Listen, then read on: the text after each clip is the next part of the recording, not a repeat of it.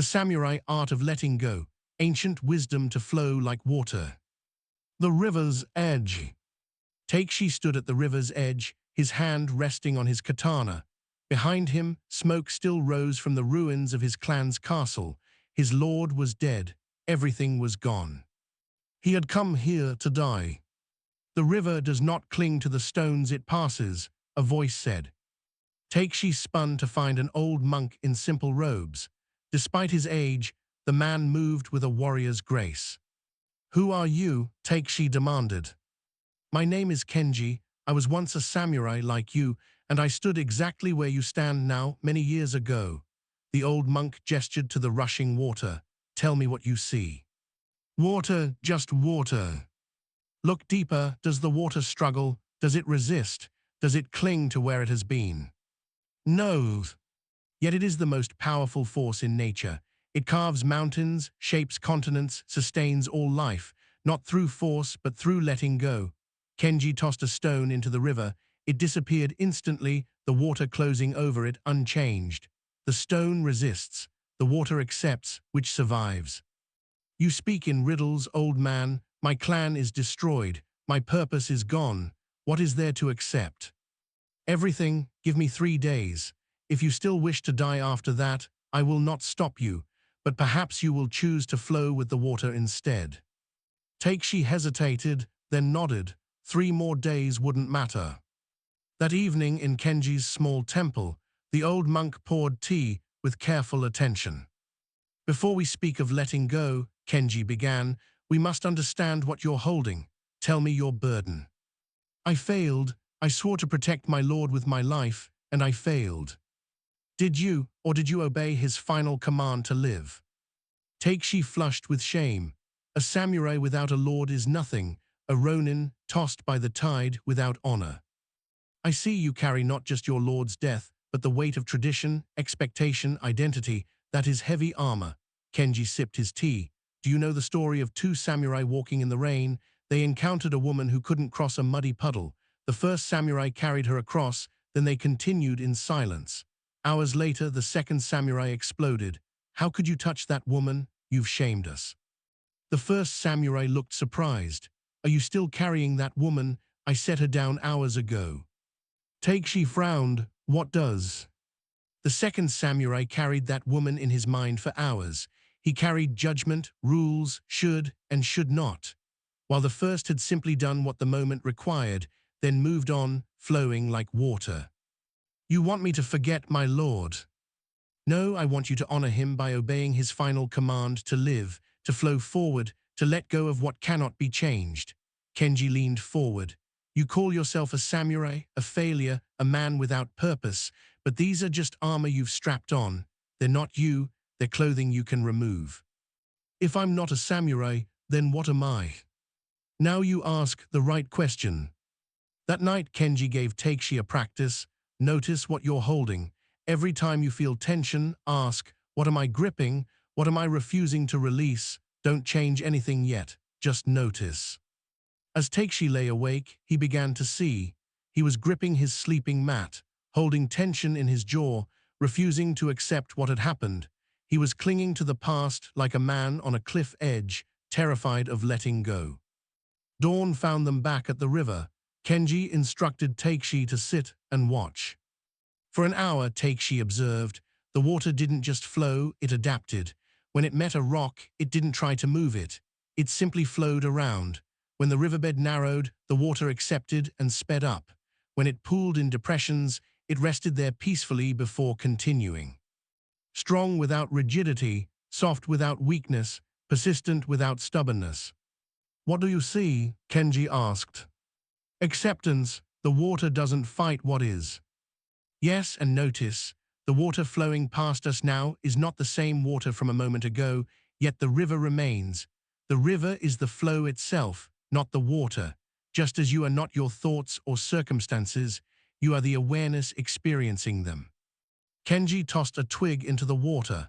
It immediately moved downstream, bumping rocks, spinning in eddies, continuing on its way. The twig resists nothing yet maintains its integrity. This is the paradox. You surrender to the flow without losing yourself. you adapt without abandoning your essence.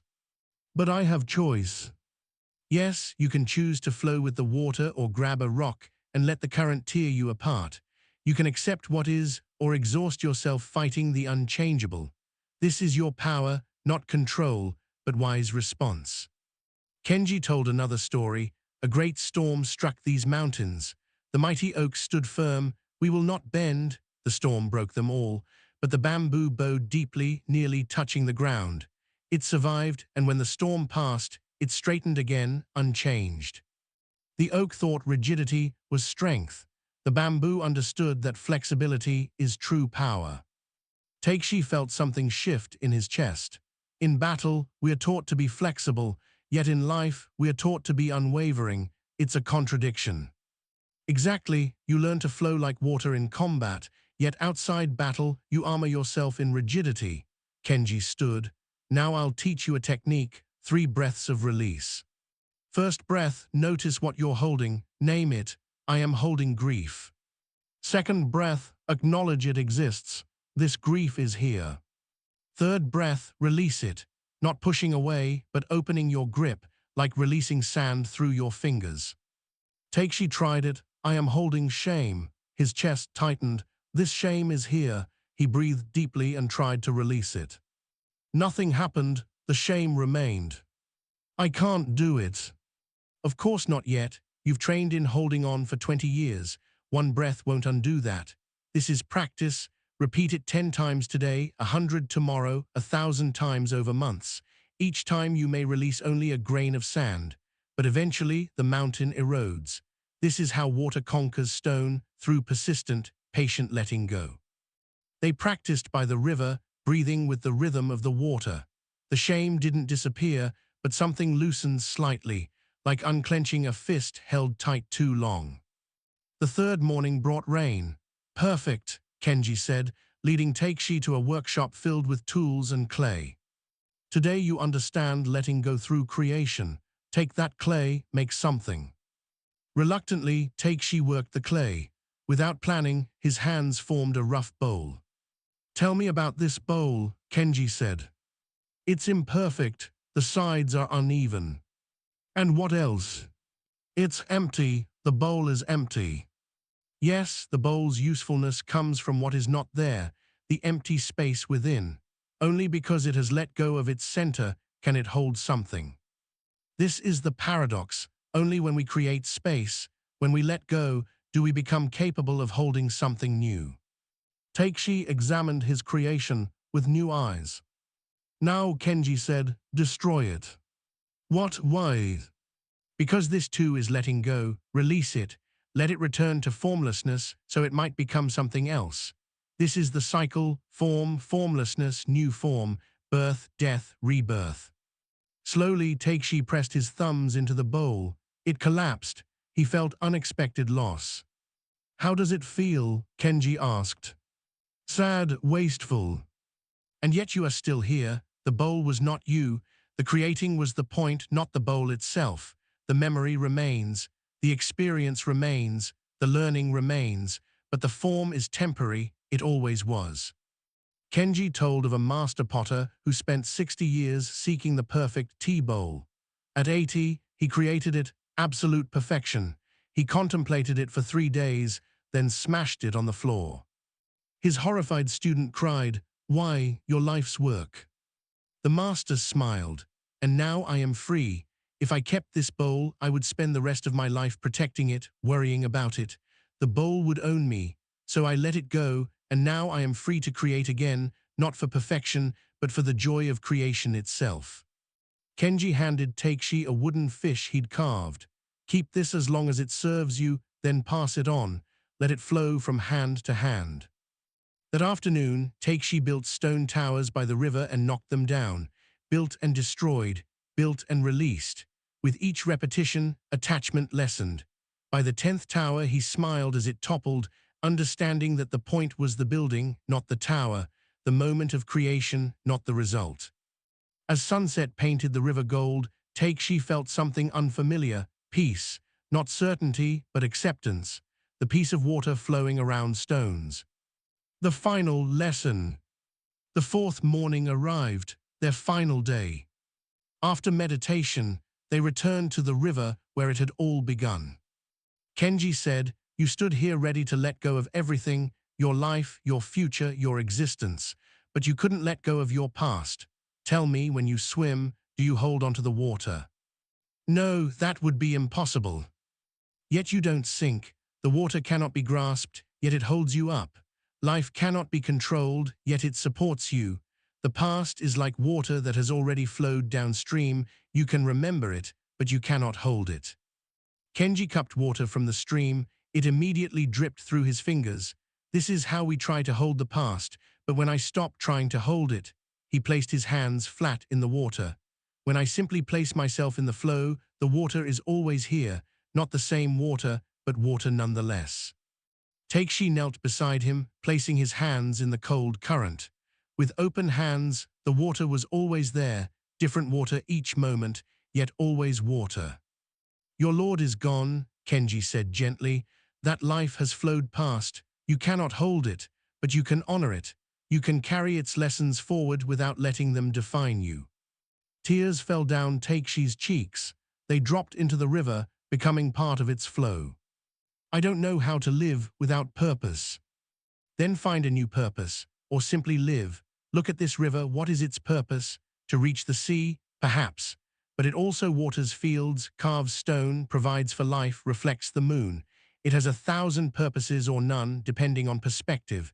It simply flows, and in flowing, becomes what it needs to be." Kenji removed his robes and waded into the river. "Join me. It's time for the final lesson." The water was shockingly cold. The current pulled at Takeshi's legs as he waded out to where Kenji stood chest deep. "Notice what you're doing," Kenji said. "You're fighting the current. Every muscle is tense, locked in opposition." It was true. "Now let go, stop resisting. Let the current take you. Trust that you can swim, that you won't drown, just let go." Every instinct screamed against it, but Takeshi thought of everything he'd learned. He took a deep breath and released his resistance. The current swept him downstream immediately.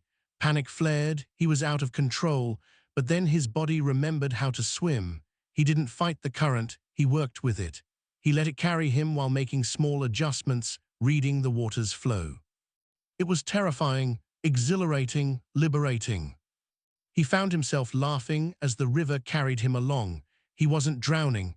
He wasn't being destroyed. He was flowing, moving, alive. When he pulled himself onto the bank, Kenji was already there, smiling. "Now you understand.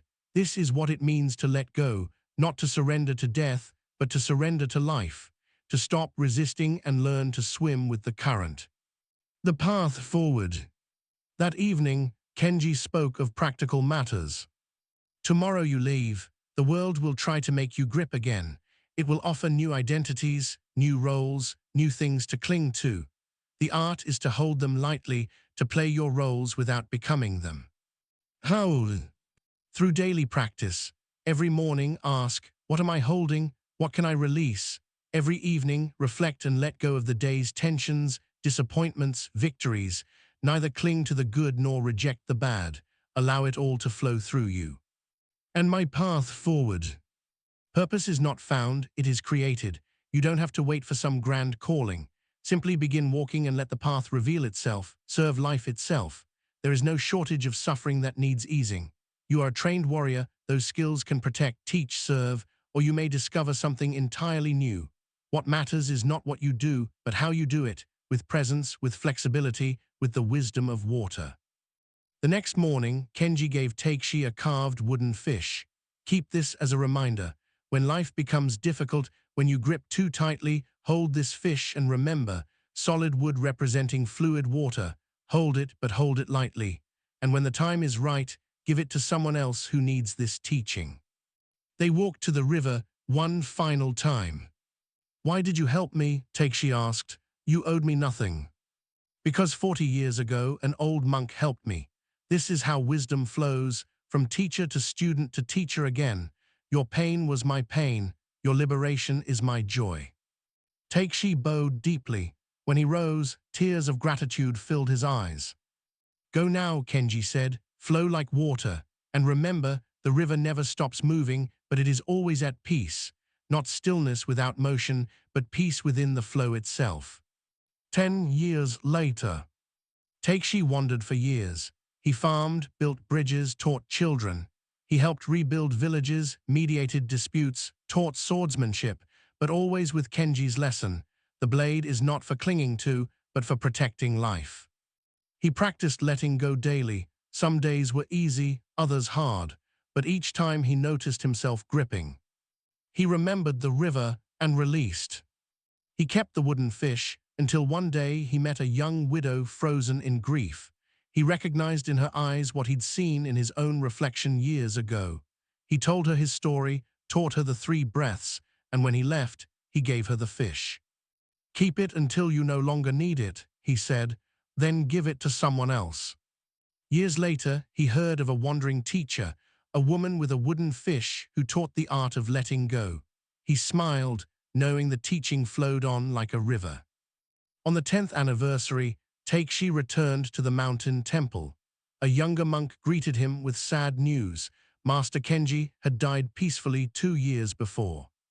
"He left something for you." Inside a box was another wooden fish and a note. "Takeshi, if you read this, I have flowed on to what comes next. Do not grieve. I lived fully, held lightly, released gracefully. This fish reminds you that you are now the teacher. The river has carried you far. Now help others learn to swim. Flow on, my student, flow on." Takeshi stayed 3 days, the same 3 Kenji had given him. He meditated, sat by the river, practiced letting go. On the 4th morning, he left the fish on the temple altar as an offering. But he kept the teaching, the living teaching that now flowed through him. Walking down the mountain, he paused at the river one last time. He knelt and placed his hands in the current. "Thank you, Master," he whispered. "Thank you for teaching me that letting go is also living fully, that to flow like water is to be truly free." The river, as always, had no answer, only the endless sound of water moving around stones, wearing them smooth, carrying everything toward the sea. Takeshi stood, smiled, and walked on. The 7 principles of flowing like water. 1. Recognize what you hold before releasing. Become aware of what you're gripping. 2. Accept what is. The river doesn't argue with rocks, it flows around them. 3. Release with the breath. Use the 3 breaths. Notice, acknowledge, release. 4. Empty your cup. Question inherited beliefs. Keep what serves you, release what doesn't. 5. Create and release. Make things and let them go. The doing matters, not the having. 6. Flow with the current. When swept by life, don't fight it, learn to swim with it. 7. Hold everything lightly, engage fully with life, but hold it all gently. Practice daily, fail often, begin again always. You are not the water that flows past, you are the river itself, the eternal flow containing all moments. Rest in that truth, and you will flow like water through all of life. Flow on. The end.